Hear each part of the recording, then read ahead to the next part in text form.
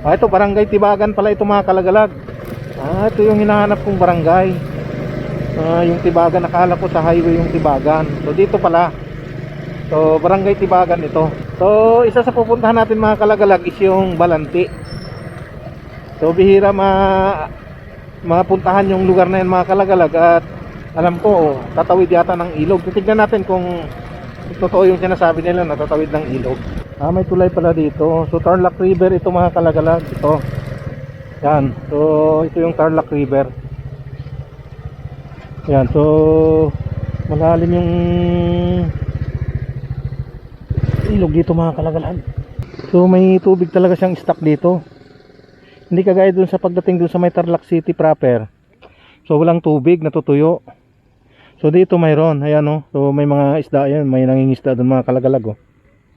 Ayan, maraming isda oh. Maganda rito magbingwit. Daming isda mga kalagalag.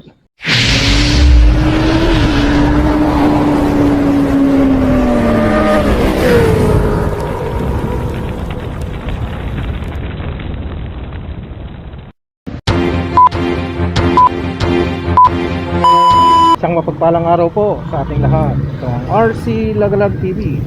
Mga kalagalag, panibagong araw, panibagong vlog, at panibagong adventure na naman ang ating gagawin sa araw na ito.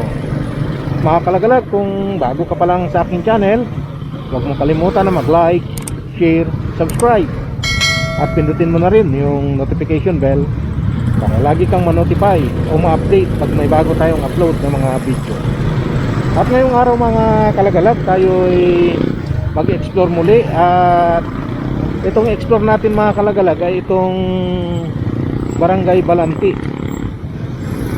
Papasyalan natin yan mga kalagalag. Actually tapat lang dito sa may barangay namin yan. Kaya lang ngayon ko lang mapupuntahan din. Ayan. So explore natin yan mga kalagalag. At titignan natin yung mga lusot-lusutan pang daan dyan. So titignan natin kung maabot ba natin hanggang doon sa may hanggang Capas, Tarlac, kung may tagusan na ba dyan. So yun ang ating i-content ngayon mga kalagalag. At papasyalan natin yung mga ibang magandang tanawin sa may barangay Balanti. Titignan ko lang mga kalagalag kung lunsot tayo, kasi may ilog kasi dyan yung barangay Balanti. At nandyan yung Tarlac River. So nandyan yung malaking ilog talaga mga kalagalag. At may mini dam dyan. Hindi ko lang alam kung maaabot natin yung Tibagan Dam. So titignan din natin kung maaabot ba natin yon.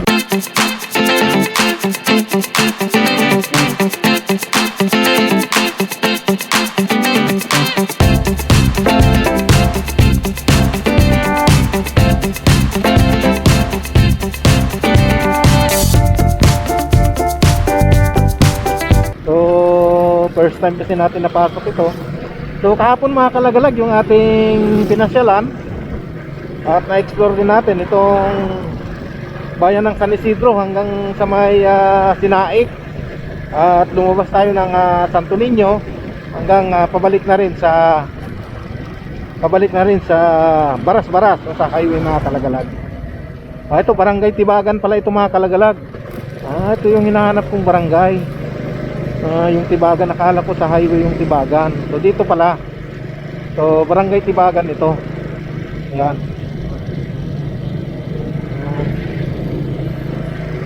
Kasi ang alam kong barangay Tibagan nasa highway. So dito pala sa looban.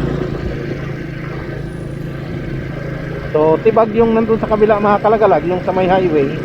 So dito sa loob, Tibagan siya. Barangay Tibagan, Tarlac City. Ayan. So isa sa pupuntahan natin mga kalagalag is yung Balanti. So bihira mapuntahan yung lugar na yan mga kalagalag. At alam ko tatawid yata ng ilog. Titignan natin kung totoo yung sinasabi nila na tatawid ng ilog. Ito Balanti. Dito pala yung Balanti. Ayan. So dito mga kalagalag yung papasok ng Balanti. Makipot lang yung daan niya rito mga kalagalag.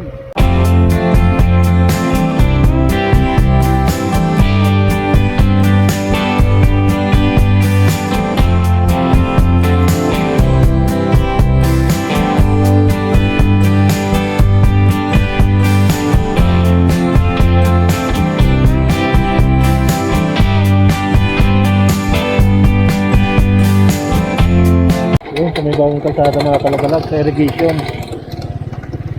Yan, so Balanti. So dito tayo. Pero wala namang araw, yung Balanti. Ayun, so may gumagawang kalsada doon mga kalagalag. Ayan. So irrigation siya. Siguro nandoon yung dam. Yung kondo no. So titignan natin mamaya. Ayan, so malaking ilog ito mga kalagalag. May tulay pala dito. So Tarlac River ito mga kalagalag. Ito. Yan. So ito yung Tarlac River. Yan. So malalim yung ilog dito mga kalagalag. Susulipin lang natin. Oo. So may tubig talaga siyang stock dito. Hindi kagaya dun sa pagdating dun sa may Tarlac City proper. So walang tubig, natutuyo. So dito mayroon. Ayan o. So may mga isda yan. May nangingisda dun mga kalagalag o. Ayan o, maraming isda o. Maganda rito magbingwit. Daming isda mga kalagalag. Ayun o. Daming isda mga kalagalag o. Mga tilapia o. O, daming isda. Ayun, may namatay pa o. May patay na isda dun. Siguro nalunod yun. Hindi marunong lumangoy. Maganda tong lugar dito mga kalagalag. Dito maraming isda. Ayun mga kalagalag o. Daming isda o. Ayan, mas maraming isda dito sa kabila. Ayan o. Ayan, daming isda. Mga tilapia.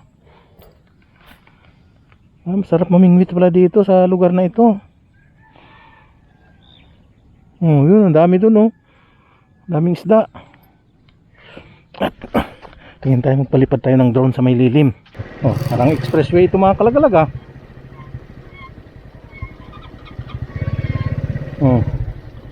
Parang expressway saan kayo papunta yan? Malipad lang tayo ng drone mga kalagalag. Dito tayo sa lilim. Masarap tuna ng drone ko dito.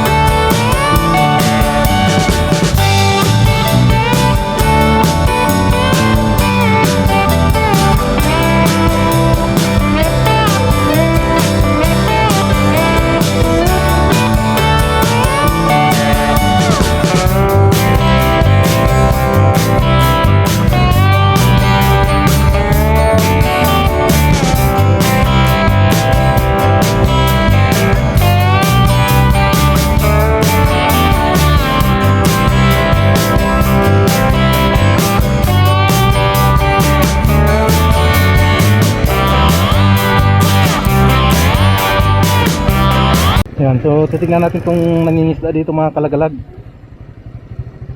Ayan marami talagang isda dito mga kalagalag. Ayan.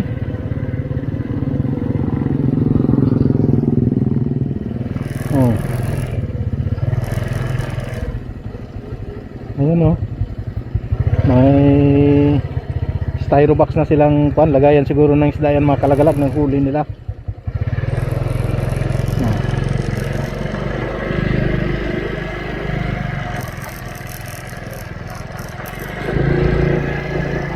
Maganda palang lugar dito sa Balanti. Hindi ko alam kung sakop ito ng Balanti na mga kalagalag. Tingnan natin. Welcome Barangay Balanti. Balanti na nga ito mga kalagalag. Ayan So Barangay Balanti na ito. Akala ko liblib na liblib ang lugar na ito. Hindi pala, magandang lugar nito. O, kita nyo, napaka ganda. O, may eskwelahan din dito mga kalagalag. O, ayan o, Balante Elementary School.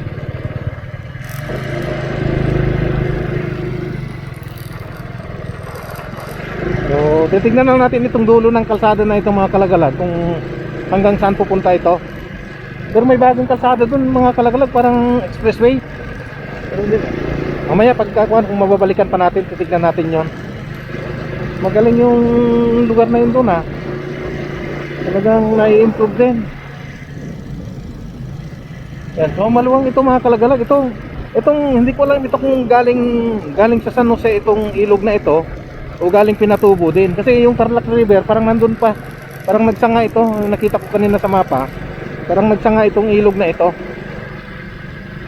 Titignan ko ulit sa mapa ito mga kalagalag kung sakop ba ito ng Tarlac River. Kasi malalim yung tubig dito mga kalagalag eh. Ayun oh. Tapos dun sa may tulay, napakaraming isda. Sarap balikan dito mga kalagalag. Mamingwit tayo. Ay, putol na, hanggang dito lang. So, tingnan natin dun hanggang sa putol ng kalsada mga kalagalag. Actually, kung ito mga kalagalag, parang dike din ito. Para siguro yung ilog pag lumaki, hindi pupunta dito sa baryo, sa barangay. So, putol na itong kalsada na ito. So, balikan natin yung mga kalagalag, yung parang kalsada doon na expressway. Titignan natin. So, ito hanggang dito lang talaga.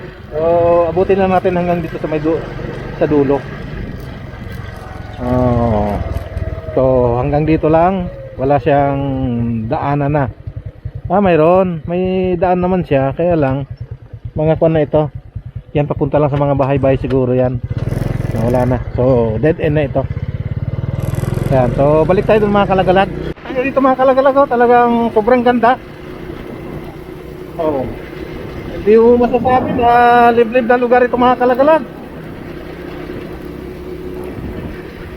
Oh, yung kalsada nila sobrang lapad. Pero wala namang dumadaan. Oh.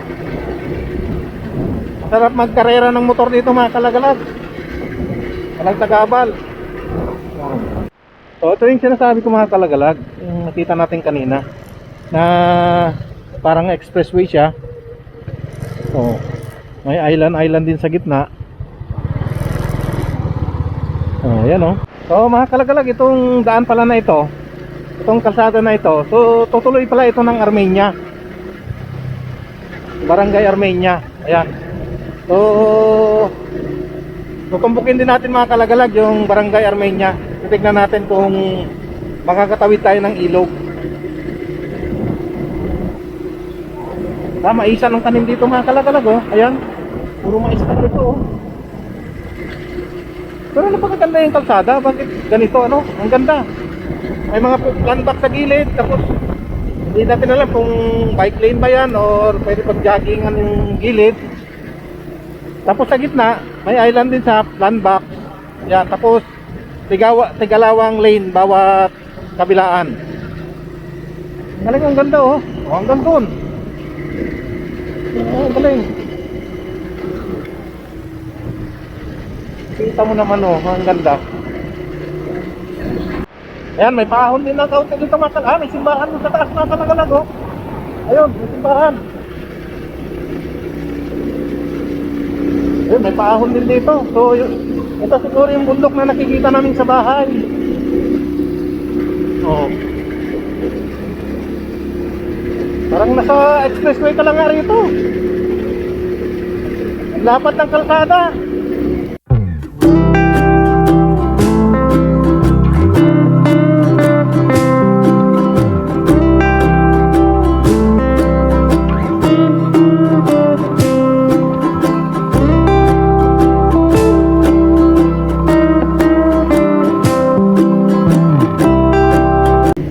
May bike lane at saka yung pwede mag-jogging dyan oh. Parang ginaya nila itong kalsada dun sa New Clark City mga kalagalag ah. Mas maganda pa yata ito sa New Clark City oh, kasi yung landmarks nila mataas. Kahit dito sa gitna mataas yung mga landmark sa island. Uy, sirado na dito. Hanggang dito lang ba to? O nakaharang lang yung truck? Nakaharang lang yata. Ayan, so dito na natatapos yung mga plan box niya mga kalagalag sa gitna. Pero yung kalsada tuloy pa rin. Ayan o, may kalsada pa rin siyang sementado. So alamin lang natin dito sa dulo mga kalagalag. Titignan natin kung tatagos ba talaga ito ng Armenia. Ayan, so dito mga kalagalag, tubo naman yung tanim. Ayan o, mga tubo. Kaya lang nag-aani na yata, kakaunti na lang natira. Ang style nila dito mga kalagalag, pag-aani ng tubo, sinusunog muna. Susunugin para hindi makate. Kaya lang yung iba ayaw. Kasi sabi nila pagka susunugin, natutuyo yung katas ng tubo. So iba-iba yung pamamaraan nila sa pag-aani.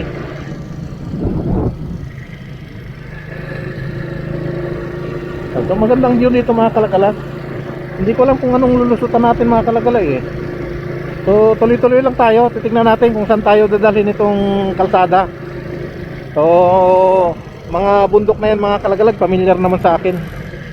So hindi tayo naliligaw kasi familiar sa akin yung mga bundok na yan. Rough road mga kalagalag at hindi pa tapos yung kalsada. Pero dito balik na naman tayo sa magandang kalsada mga kalagalag. Ayan. So dudugtong pala ito mga kalagalag sa Navy Village. Ayan. So yun yung matutumbok natin mga kalagalag na kalsada. Ayan, mukhang malapit na tayo sa highway mga kalagalag. May nakikita na akong ibang sasakyan. Ito, highway na nga mga kalagalag. So